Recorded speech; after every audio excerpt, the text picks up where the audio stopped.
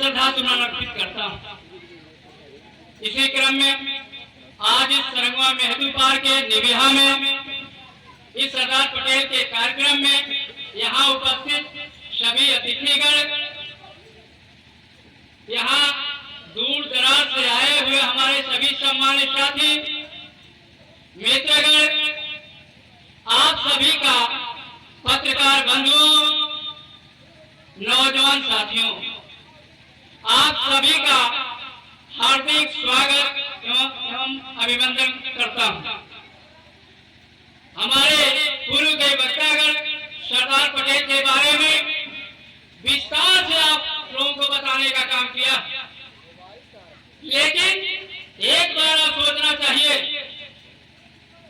कि सरदार पटेल जो अखंड भारत का निर्माण किए, उससे पहले देश को आजाद कराने में इनके पिताजी 1857 में अंग्रेजों के खिलाफ जंग छेड़े थे और उनके बड़े भाई विठल भाई पटेल भी उनका सहयोग किए थे, यानी पूरे परिवार का सहयोग था। लेकिन फिर भी अद्भुत शक्ति थी सरदार पटेल के अंदर कि देश के लिए जो काम किया है, क्या उसके लिए एक ही आप काम नहीं छोड़ सकते हैं? अगर जो है ना आपको जानकारी हो तो छोटे छोटे दलित बस्ती में जाकर देखिए, 14 अप्रैल के दिन आप सीख जाएंगे कि हमें क्या करना चाहिए। 14 अप्रैल के दिन वो त्योहार के रूप में मनाते हैं। उस दिन एक मजदूर 350 पाता है, उस दिन तो 3000 देंगे तो भी नहीं जाएगा आपका काम करने, एक भी काम नहीं करेंगे, उसमें चंदा भी देंगे, बढ़िया खाना बनाएंगे, बढ़िया कपड़ा पहन कर जाएंगे। कोई घर नहीं बचता है, चाहे किसी में पड़ती हो या न पड़ती हो। ऐसे महापुरुष के जयंती पर आप लोग कितने संख्या में आए, हमें दुख है, आपका हमें समर्थन चाहिए। हम अपने लिए कोई काम नहीं करते हैं, हम करते हैं तो समाज के लिए, सब समाज के लिए। हमारे अंदर कोई जाति भेदभाव भी नहीं है। हम थोड़ा शक इसलिए है कि गलत हमारा भाई करेगा तो उसका भी विरोध करेंगे। साथियों, आप लोगों ने बहुत देरी से इस कार्यक्रम में शिरकत किए हैं। अब सरदार पटेल भारत के अंदर प्राथमिक शिक्षा से लेकर के माध्यमिक शिक्षा तक पढ़ाई किए। इंटर करने के बाद वो लंदन चले गए उच्च शिक्षा के लिए, और 1913 में लंदन से कुशल बैरिस्टर बन करके भारत के अंदर आ गए। उस समय देश गुलाम था, अंग्रेजों से लड़ाई लड़ी जा रही थी देश को आजाद करने के लिए। साथियों, उस समय सरदार पटेल उस मुहिम में गांधी जी के साथ जुट गए, कंधे से कंधे मिला करके। साथियों, सैकड़ों बार जेल गए सरदार पटेल, लेकिन हौसला बुलंद रहा उनका। आते थे फिर आंदोलन छोड़ते थे, जेल में चले जाते थे। देश आजाद हुआ, सरदार पटेल को 1931 में राष्ट्रीय कांग्रेस पार्टी का अध्यक्ष बनाया गया था। साथियों, क्रांतिकारियों के साथ मिलकर के देश को आजाद कराने का काम सरदार पटेल ने किया है। देखिए, हमारे साथी, हमारे बहुत करीबी रमेश तिवारी जी, जो बहुजन समाज पार्टी के अगले बार भी टिकट नहीं मिला, लेकिन इस बार हमें जहां तक उम्मीद है कि इनको टिकट निश्चित मिलेगा बहुजन समाज पार्टी से, विधानसभा मधुबन से।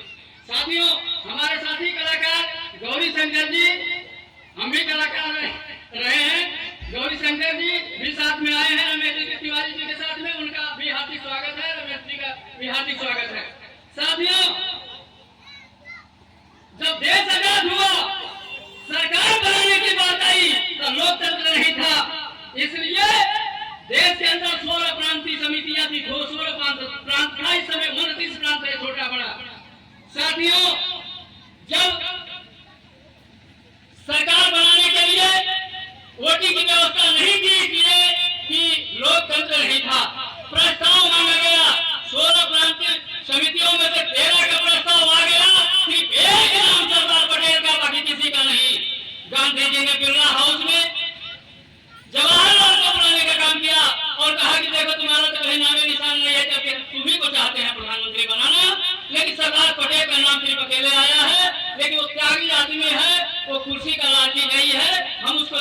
कहेंगे कि वही तुमको प्रधानमंत्री का प्रस्ताव करे। गांधी जी ने सरदार पटेल को समझा बुझा करके और सरदार पटेल के ही प्रधानमंत्री के पद के लिए प्रस्ताव करवा दिए जवाहरलाल जी का, और जवाहरलाल जी अंतरिम सरकार के प्रधानमंत्री बन गए।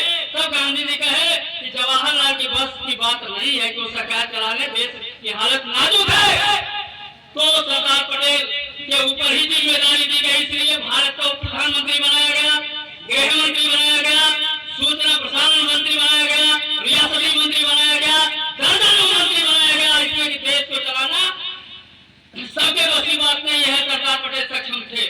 साथियों, उस समय देश में 565 राजा थे, उनकी अलग अलग कानून व्यवस्था, पुलिस, सेना थी। कैसे आप सरकार चलाओगे भाई?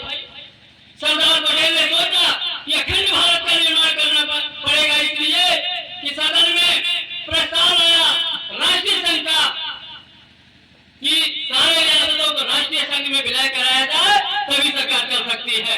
इसलिए 565 राजाओं को सरदार पटेल ने दिल्ली में बुलाने का काम किया और सबको अलग अलग कमरे में बंद कराया और एक कमरे में बैठ गए, प्रस्ताव की कॉपी लेकर गए और कहे कि एक एक को लाओ पकड़कर, जो आता है दस्तखत कराओ, फिर वही ले जाओ, उसे बंद कर दो उसको।